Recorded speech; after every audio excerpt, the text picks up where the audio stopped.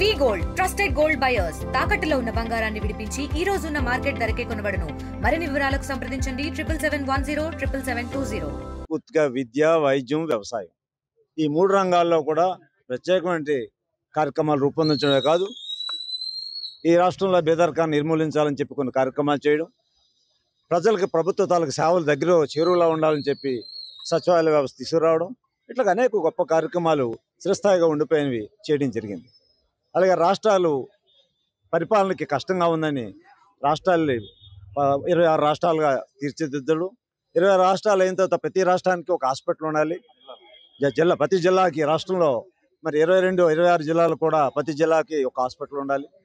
Hospital ఉన్న చోట medical college వచ్చే అవకాశాన్ని ఒక కేంద్ర ప్రభుత్వం స్కీమ్ వస్తే ఆ స్కీమ్ను ఉపయోగించుకొని ప్రతి జిల్లాకి కూడా ఓ మెడికల్ కాలేజ్ తేవాలని ఒక ఆలోచనతో, దృక్పథంతో ఈ రాష్ట్రంలో 17 మెడికల్ కాలేజీలు తీసుకురావడం జరిగింది.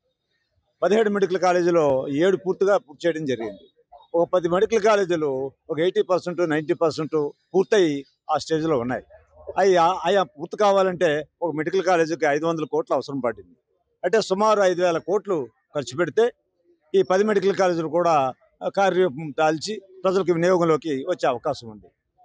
దాన్ని చంద్రబాబు నాయుడు గారు 560 జీవో ద్వారా ఈ 10 మెడికల్ కాలేజీలు కూడా పీపీపీ అనే పేరు మీద ప్రైవేటు వాళ్ళకి ఇచ్చే కార్యక్రమం చేస్తూ ఉన్నారు. ఇది చాలా అన్యాయం, తప్పు. ఇది రాష్ట్ర ప్రజలకు ద్రోహం చేయడమే. ఎందుకంటే భూమి ఆంధ్రప్రదేశ్ ప్రభుత్వానికి జగన్మోహన్ రెడ్డి గారు 8,500 కోట్లు ఖర్చు పెట్టి ఆల్రెడీ కన్స్ట్రక్షన్ అంతా పూర్తి చేశారు. ప్రజలకు చేరువలు తెచ్చే పరిస్థితి వచ్చింది. ఇంకా ఓపెనింగ్ దగ్గరలో ఉన్నాయి. ఇటువంటి కాలేజీలు కూడా ఉన్నాయి, అనేక దశల్లో ఉన్నాయి. ఇంత డబ్బు ఖర్చు పెట్టి భూమిని కేటాయించి కేంద్రం నుంచి పర్మిషన్ తెచ్చి ఈ స్టేజ్లో పీపీపీ మోడ్తో ప్రైవేట్ వాళ్ళకి ఇవ్వడం అనేది అన్యాయం. ఈ వైద్యం ఎప్పుడు కూడా ప్రైవేట్ పరం కాకూడదు, విద్య ప్రైవేట్ పరం కాకూడదు, వ్యవసాయం ప్రైవేట్ పరం కాకూడదంటే జగన్మోహన్ రెడ్డి గారు, వైఎస్ఆర్ కాంగ్రెస్ పార్టీ ఉద్దేశం. అది ఆ రకంగా అమలు జరిగింది. ఈనాడు ప్రజలందరూ కూడా దీన్ని వ్యతిరేకిస్తున్నారు. మరి ఈ కేవలం ఈ 5,000 కోట్లు ఖర్చు పెట్టలేకని చెప్పడం వల్ల చూస్తూ ఉంటే మరి అమరావతిని చూస్తున్నాం. 1,00,000 కోట్లు బడ్జెట్ పెట్టేదని ఖర్చు పెడుతున్నాం. అనేక కార్యక్రమాలు మీరు చేస్తున్న ఖర్చు పెట్టిన దాన్ని చూస్తుంటే ఇవాళ వైద్య పట్ల ఎంత నిర్లక్ష్యంగా ఉంది చంద్రబాబు గారి ప్రభుత్వం. Local to global news at your finger tips. మీ చేతిలో ఒక ఆయుధం.